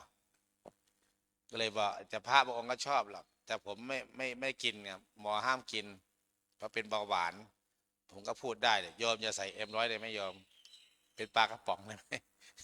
พอได้จ้ำเลยอาตมาได้จ้ำยังไงเปิดM100ปุ๊บใส่ถ้วยแล้วก็ข้าวเหนียวจ้ำมันน่าจะเปื่อยนะก็เลยบอกโยมก็อาจจะคิดได้เลยเป็นอยากให้โยมเนี่ยใส่บาตรต้มไข่ทอดไข่หรืออะไรก็ได้น้ำเจียวนิดหน่อยข้าวเหนียวก็ใส่สักนิ้วโป้งมือนึงอย่าไปใส่หลายมันหลายบ้านก็หลายอันน่ะแค่นี้ก็พอแล้วขอให้ใส่ทุกคนก็พอแล้วแค่นี้ก็บิณฑบาตกับภูมิใจแล้วโยมใส่บาตรมันได้ถามยายกับข้าวในจักรบาทเนี่ย20 บาทใส่วันละ20 บาท30 วันเป็น30 วัน600 บาทแล้วยอมเงินเดือนเท่าไหร่600 บาทหมดไปกับพระนี่ยายไม่ได้เหลือซื้อยาแค่ปวดซ้ำมันก็เลยบอกโยมไม่ต้องใส่ถึงขนาดนี้ก็ได้หรอกยายใส่สักไข่สักลูกนึงก็พอแล้วสัก10 บาท5 บาทก็พอแล้วที่เหลือก็ไปซื้อกินจนได้บอกโยมเนี่ยผมได้บอกโยมเนี่ยM100ไม่ต้องซื้อหรอกโอริชิก็ไม่ต้องซื้อหลวงพี่มิกรชอบเพราะพระอาตมาหมอบอกว่าห้ามดื่มมันเป็นอาหารที่เลวถ้าถวายน้ำเปล่าขวดเล็กๆเนี่ยขวดสำเนี้ยเนี่ยก็ได้เนี่ยขวดไม่ถึงประมาณ5 บาทมั้งเนี่ยข้าไม่หักผักกั้นหนึ่งโบราณอีสานว่าข้าไม่หักผักกั้นหนึ่งก็เป็นบุญอันยิ่งใหญ่แล้วนั่นคือโยมใส่บาตรจึงได้ใส่บาตรแค่นี้พอละเนี่ยให้โยมประหยัดพระก็อยู่ได้โยมอยู่ได้พระก็อยู่ได้ถ้าโยมอยู่ไม่ได้พระก็อยู่ไม่ได้หรอกพระก็ไปนั่นคือเราก็ต้องสอนโยมเนี่ยอะไรที่เป็นประโยชน์กับร่างกายโยมกินโยมก็ร่างกายดีพระก็ร่างกายดีไม่ยั้งใส่ที่M100เนี่ยกลงกลางใส่บาตรกิ้งไปไม่ได้ว่าไม่ใช่ว่าไม่ชอบนะชอบอยู่แต่กินไปมันสะสมแล้วมันเป็นโรคมันทำให้เราตายไวประเทศอินเดียเขาไม่ให้ขายนะโยมแม่อะไรที่ไปอินเดียนะอินเดียไม่มีM100ขายนะโยมพระที่นั่งเนี่ยเคยไปอินเดียยังเนี่ยใครสูบยาเส้นเนี่ยไม่มีนะใครอยากสูบก็ต้องเอาไปจากประเทศไทยเด้อไปโหลดใต้เครื่องบินเอาไม่มียาเส้นไม่มีM100ไม่มีกระทิงแดงไม่มีลิโพไม่มีกาแฟมีแต่กะลำจอย กะลำจอยรู้จักกะลำจอยไหมกะลำจ่ายกะลำจอยเนี่ยบ้านเราก็เรียกว่าอะไรเนี่ยชาไปซื้อชาเนี่ยชามากระป๋องหนึ่งชาที่ป่นแล้วอ่ะเอามาใส่ถ้วยแล้วก็บีบน้ำร้อนใส่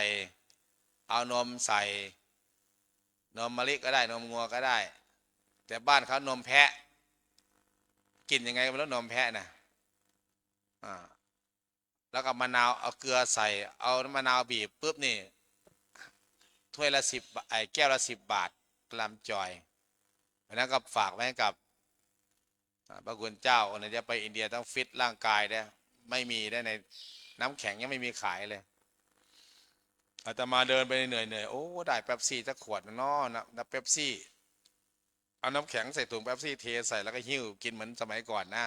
ไม่มีน้ำแข็งขายไม่มีน้ำแข็งใสขายเลยถามบ้านเมืองนี้เขาไม่ขายน้ำแข็งบ่เขาไม่ให้คนบ้านเขากินน้ำแข็งยอมให้กินน้ำอุ่นเพราะว่ากินน้ำแข็งมันจะเป็นโรคแมนเนาะน้ำแข็งไม่สะอาดเนี่ยแล้วห้ามไม่ให้กินM100ไม่ให้กินเครื่องดื่มกระตุ้นร่างกายแล้วไม่มีเหล้าขายอีกเหล้า40ก็ไม่มีขายอะไรก็ไม่ขายโอ้ไม่เป็นตามมานะบ้านนี้ อาตมาก็ไม่มีM100ขายเลยเดินไม่เมื่อยก็อยากกินM100ตะขวดเย็นๆไม่มีขายเลยยอมแต่บ้านเราเป็นไงทุกที่มีแม้แต่ข้างโรงเรียนก็จะมีบุหรี่ขาย เพราะนั้นก็ฝากไว้บัดในหลวงเพิ่นจัดงานต่างๆพระราชวังไม่มีเหล้าไม่มียามีแต่อาหารมีแต่โรงทานมันประสงค์นิกรชาวไทยที่รักเคารพสถาบันชาติพระศาสนามหากษัตริย์เนี่ยจะไม่มีเหล่านี้งานต่างๆจะไม่มีเลี้ยงเหล้าเลี้ยงยาแต่ที่เราเอาขึ้นมาเนี่ยมันเป็นอะไรเพราะว่าหนึ่งมันเป็นอาบายมุขพุทธเจ้าตรัสแล้วดื่มน้ำเมาเที่ยวกลางคืน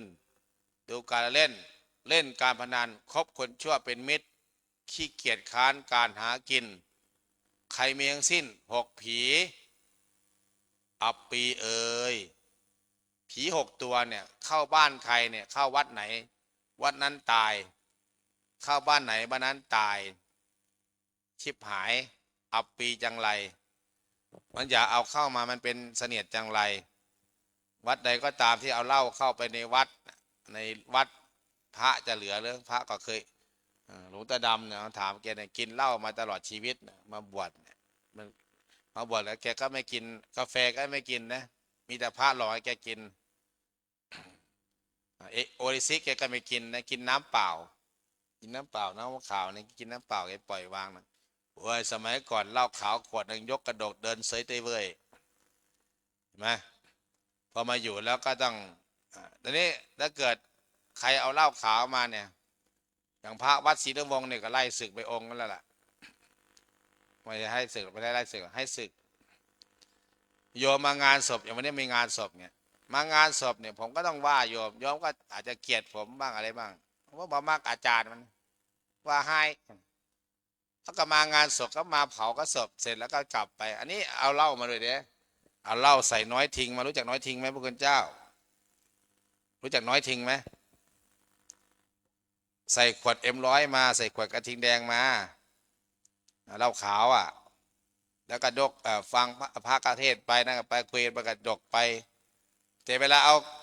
เผาศพเสร็จไม่เอากลับทิ้งไว้เนี่ยพระผมกับพระบวชใหม่บวชเฉลิมพระเกียรตินี่แล้วบวชเนี่ยไปเปิดดูอ้าวมันไม่ใช่M100เลยว่ามันเหล้าเหลือจนครึ่งในแกนึกว่าแกจะเอาทิ้งแกกระดกเสยเลยเอาหมาเคยกินขี้มันต้องกินขี้วันยังค่ำเห็นปะพระพุทธเจ้าบอกไม่รู้ไม่เห็นเลยดีกว่าถ้ารู้เห็นแล้วมันอยากจึงไม่ให้รู้ให้เห็นไงพระพุทธเจ้าจึงว่าให้หลีกเล่นอย่าเอาเหล้าเข้ามาในวัดบางคนก็เอาเหล้าขวดเหล้าขาวขวดน้อยมาแล้วก็หลบอาจารย์หลบผมผมเดินไปตรวจหลบฟึบวางไว้พอเผาศพเสร็จวางดอกไม้จันทร์ลืมเอาไปพระไปเห็นเพื่อนึกว่าจะเอามาให้อาจารย์ใครเอาลืมเหล้าประกาศหาฟึบไปเปิดในกุฏิ ผมก็เป็นเซียนเหล้ามาก่อน ผมนี่ก่อนบวชผมกินเหล้าตั้งแต่อายุ12 ปีนะเหล้าขาวเนี่ยเหล้าแดงเหล้าแม่โขงหงทองเหล้าเบียร์เบอร์ต่างๆผมกินมาก่อนกัญชาผมก็สูบบุหรี่ผมก็สูบเพราะฉะนั้นเคยใครกินเหล้าเนี่ยเห็นระยะ10 เมตร20 เมตรผมจะรู้เลยในสายตาก็จะฟ้องเลยแล้วกลิ่นมันก็มาฟ้องด้วยนะผมเดินปุ๊บเดินสวนกับอย่างเดินน่ะปุ๊บสูบบุหรี่มาไหมเนี่ยเห็นกลิ่นปากมาแล้วไม่กินแบบไม่ทำอะไรกับฐานนะต้องบ้วนน้ำลายบ้วนน้ำนะกินเหล้ามาเนี่ยเหงื่อหันใจก็มีกลิ่นแล้วก็เลยสัมภาษณ์สอบถามแมนว่าจริงว่าว้าวโกหกอาการมันออกกลิ่นมันออกด้วยไงก็เลยแบบก็เลยต้องให้ออกไปงานดีนะพระบางรูปเป็นงานดีไม่ออกงานดีมากเลย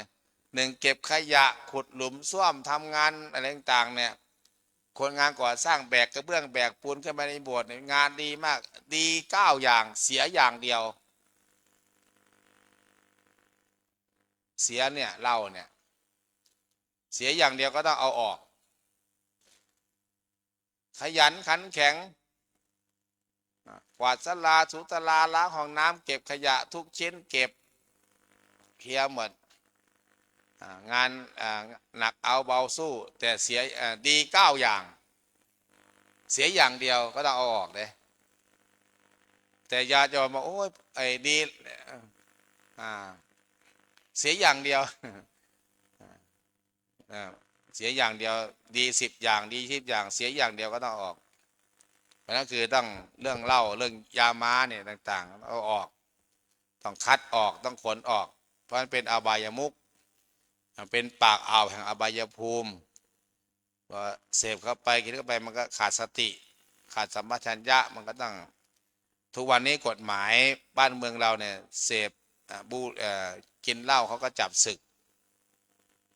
มันเป็นโลกวัชชะอบัติปาจิตตีนั่นเองหรอกแต่ในวินัยน่ะอบัติปาจิตตี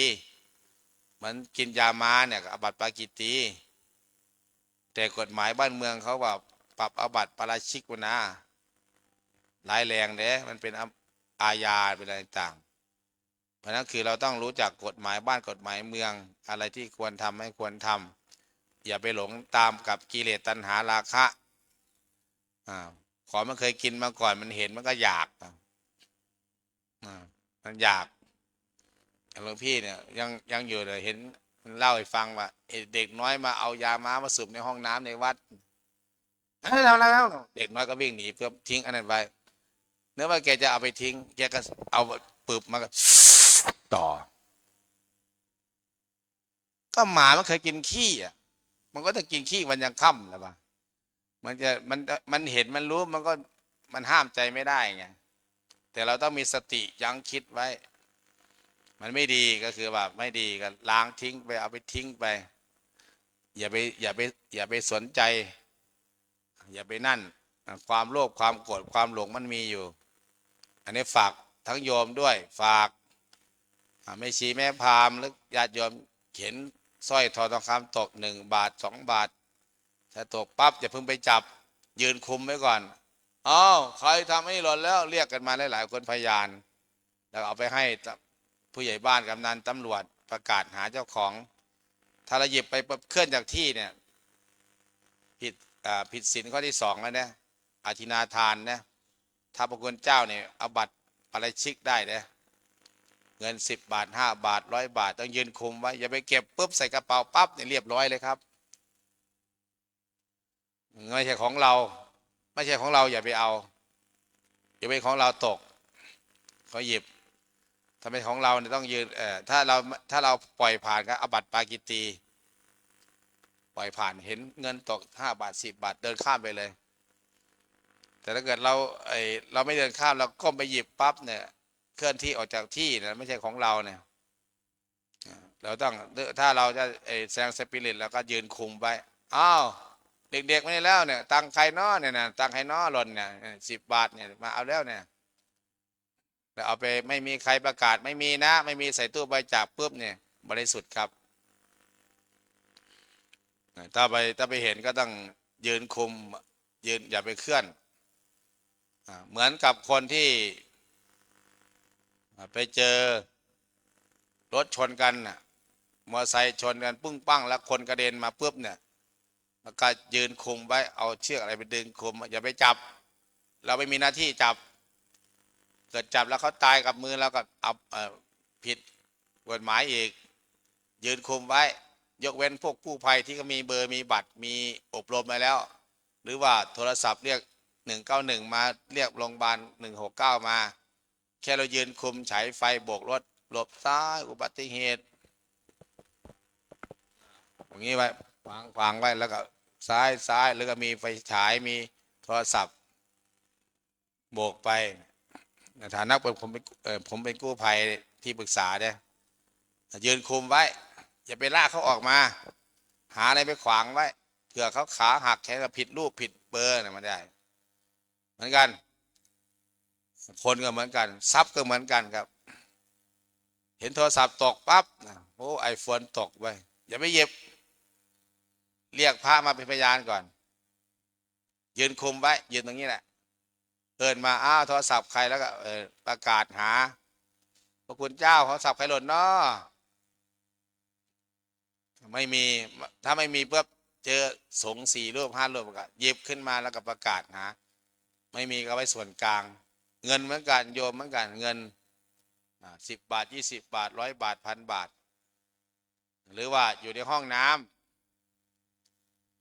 ถ้าไปเจอในห้องน้ำแล้วก็ห้องน้ำเนี่ยก็เอาออกมาที่กองในการศูนย์กลางก็ได้หรือถ้าเกิดเราเจอแล้วก็กลัวความผิดแล้วก็เรียกคนมาดูสัก2-3 คนเอาใครเอากระเป๋าตังค์ไว้นี่เนาะของใครเนาะเนี่ยประกาศมาดูแล้วก็เป็นพยานช่วยกันอันนี้คือปลอดภัยศีลข้อที่2เราก็ไม่ขาดของพระก็ไม่ขาดเจอตังค์5 บาท10 บาท10 บาทเหรียญบาทเดินข้ามไปรอดเอาบัตรนิดๆหน่อยๆละปงก็หายถ้าเกิดเราไปหยิบขึ้นมาแล้วก็กำเกิดสติหลุดยัดใส่กระเป๋าอังสะเรียบร้อยครับไม่ต้องสังฆาทิเศษแล้วเกินอาบัติสังฆาทิเศษระวังนะเลยบอกให้ระวังนะในเตือนไว้รู้ก็ดีไม่รู้ก็ดี ผมไม่รู้เนี่ยไม่ได้เพราะว่าในโบสถ์อุปชฌาย์ก็สอนแล้วแหละแต่เราไม่จำเองเพราะอาจจะมึนอยู่สอนสิ่งที่ควรทำ4 อย่างสิ่งที่ไม่ควรทำ4 อย่างกรรมฐานก็ให้แล้วอัตตปัจจกรรมฐานก็ให้แล้วแต่เราอาจจะมึนเพราะนาคมึนเมาเราก็อ้างว่าผมไม่รู้ไม่ได้ครับเพราะว่าเขาสอนมาแล้วในโบสถ์ระวังเด้ออันนี้ระวังยิ่งอยู่ปริวาสอย่างพระที่ปริวาสต่างอาจารย์กรรมก็ระวังการที่จะเข้าออกซื้อว่าจะผมจะไปซื้อบุหรี่ข้างนอกออกไปปั๊บนี่หรือว่าอยู่ใกล้วัดเนี่ยเปิดประตูปรื้ดไปซื้อบุหรี่ออกมาเข้ามาเนี่ยเป็นอาคันตุกะอยู่เด้พระเราเนี่ยเป็นอาคันตุกะคือพระเราเองแหละออกไปซื้อบุหรี่ก็เป็นอาคันตุกะแล้วเหมือนลูกกรรมเนี่ยโอ้ตรงนี้เขาขายบุหรี่เคยไปซื้อกลางวันเก็บวัดแล้วไปซื้อได้ถ้าว่าขึ้นวัดแล้วเนี่ยขึ้นวัดตอนเนี่ยไม่ได้เลยห้ามออกไปเด็ดขาดออกจากรั้ววัดนอกวัดแม้แต่ก้าวเดียวก็เป็นอาคันตุกะแล้วต้องมาบอกผมต้องสปิริตเลยผมลืมไปผมขาดสติผมออกไปข้างนอกก็ต้องมารอบอกวัดตอนG4เลยล่ะตอนที่เขาบอกวัดตอนครั้งแรกยกเว้นปกติบอกวัดเสร็จแล้วเดี๋ยวยังไม่ช้าเนี่ยผมอาจจะไปที่หลังไม่เป็นไรเพราะว่าเราไม่ได้เป็นอาคันตุกะอยู่ในวัดไม่ได้ออกไปนอกวัดถ้าผมก้าวออกไปนอกวัดรั้ววัดเนี่ยที่เขาขายก่อนก้าวออกไปเนี่ยแล้วเข้ามาเนี่ยเป็นแล้วก็ต้องมาบอกก่อนรับอรุณต้องบอกให้ได้ไม่งั้นพระที่วัดมันจะเสียวัดไปวันเลยต้องไปเพิ่มวันใหม่อันนั้นคือต้องระวังเนี่ยบอกกันเตือนกันมันบุหรี่หมดอะไรหมดก็อย่าเพิ่งสูบใบไม้ไปก่อนแล้วก็เช้าแล้วเก็บวัดเรียบร้อยแล้วค่อยไปได้อยู่ การไปก็ต้องจริงไปเนี่ยบรรลุกรรมเนี่ยไปประพฤติอยู่ก็คือไปต้องห่มผ้าไปหรือคลุมผ้าไปอย่าไปนุ่งอาสาตัวเดียวกับอาบัติปาจิตตีนะนิสกียปาจิตตีเนี่ยคือปราศจากไตรจีวรเมื่อโยมผู้หญิงอยู่มีอนุปสัมบันอยู่อะไรต่างๆมันนั่นคือต้องมีผ้าปกไหล่ปกไหล่ยกเว้นบางวัดเขาไม่เอาเสขียวัด75ขึ้นธรรมะกระแสอังสะตัวเดียวเห็นหัวนมดำออกเฟซบุ๊กเนี่ยเขาไม่เอาไงเขาเอาแค่ลงปาฏิโมกข์ใช้150 ข้อเสขียวัดไม่ต้องใช้ไงแต่คือเราคณะสงฆ์เราใช้ทั้งหมด227เสขียวัด75 ข้อก็ต้องใช้นะไปไหนก็ตามอยู่ในวัดมีแม้แต่โยมพ่อโยมแม่ต่างๆก็ต้องห่มจีวรหรือว่ามีผ้าอาบน้ำฝนเฉลียงหรือว่าคลุมอย่างสายป่าเนี่ยก็จะมีคลุมโมทนากับญาติโยมพระคุณเจ้าไม่เช้าเห็นว่าฉันข้าวต้มไปอนุโมทนากับโยมหุ่งเนาะนามกุลอะไรนะพิทักษ์สิงคารเนาะอันเดียวกันนงรักราชวงศ์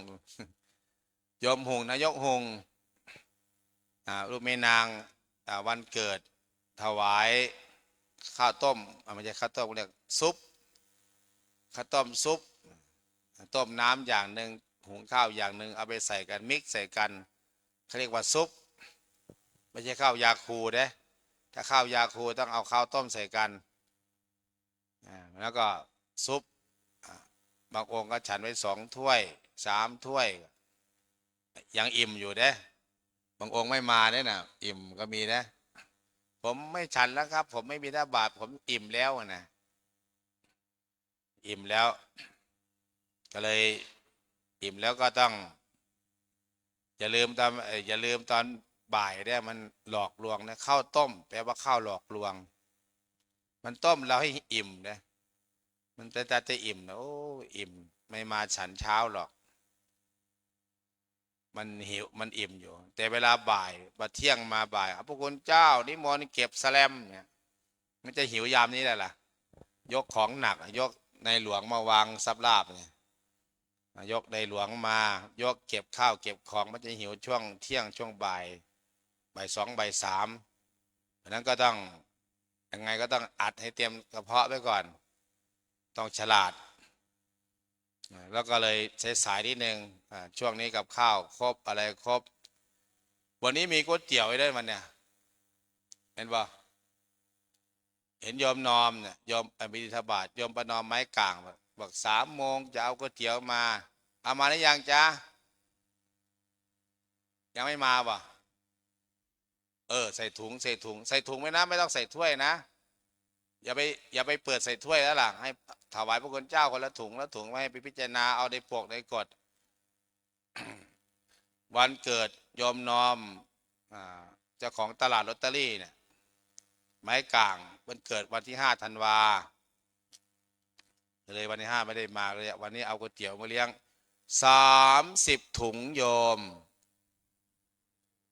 โมทนาสาธุกับโยมหุ่งนายกหุ่งข้าวซุปข้าวแล้วก็ก๋วยเตี๋ยวโยมนอมลงครัววัดศรีเดิมวงด้วยแล้วก็มีไก่ย่างจากโยมภาวนาบุญซื้นแล้วก็มีขนมจีนจากโยมแต้มอันนี้ไม่ได้อ่านหนังสือนะเพราะว่าเขาบอกมาบิณฑบาตเขาบอกจะเอาขนมจีนไปถวายจะเอาไก่ย่างไปถวายจะเอาก๋วยเตี๋ยวไปถวายเพราะเขตบ้านเราแค่พูดมาก็จำชื่อนามสกุลได้แล้วเพราะอยู่มาตั้ง30 ปีแล้วรู้ไส้รู้พุงญาติโยมหมดแล้วก็อนุโมทนากับแม่ครัวเด้อแม่หลอดแม่เอ็นแม่บัดแม่หน่อยแม่อะไรต่างๆที่เป็นโรงครัวหลักของเราขอให้มีแต่ความสุขมีแต่ความเจริญแข็งแรงคิดเงินได้เงินคิดทองได้ทองคิดประสงค์สิ่งใดอื่นประการใดขอชอบด้วยกับคุณงามความดีขอสิ่งนั้นจงสำเร็จ สำลิดผลทุกประการเทิน สาธุ รับพรตรวจน้ำยะถาวาริวหาปุราปาริปุเรนติสาครังเอวะเมวะอิโตทินังเปตานังอุปกปปติอิเจตังไมตังโตมังเกปะเมวัสสเมจตุสัพเพปะเรนตุสังกปปาจันโทปนะละโสยถานิโชติละโสยถาวิวาชันตุสัพพะโลกขวินาศตุมาเต วันตรายโยสุขีเทคายุโกภวะอภิวาทนาสีเลสเนจังวุธาปจายโนจัตตารโอธรรมาวาทานติอายุวันโนสุขังภาลังอายัญจะโคทากินาทินนาสังฆัมมิสุปฏิทิตรัตตังอิตายาสถานโสปกปติโสยติธรรมโมจะอายังนิทาสิโตเปตาจักตาอุลาลาปรันตภิกขุนามโนปทินนังตุมเห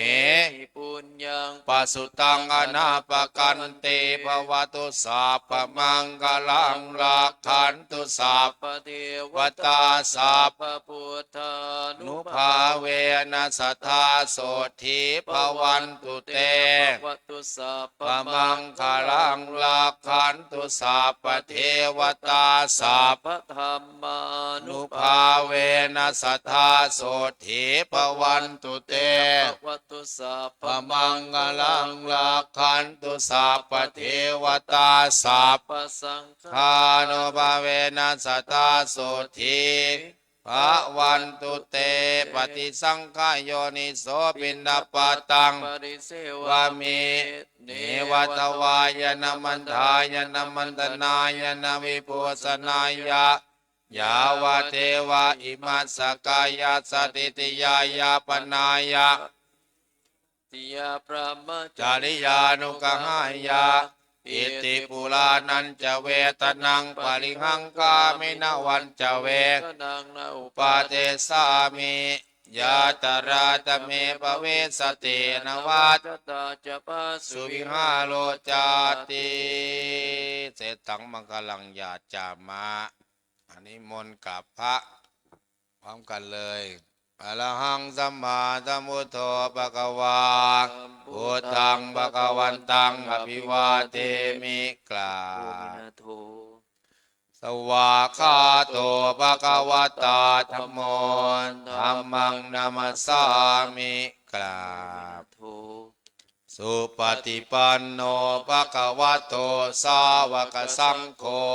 สังฆังนามามิ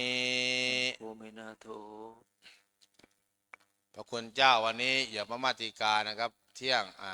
หารเสร็จก็ใครขยันก็ช่วยเก็บของก่อนไม่ทำ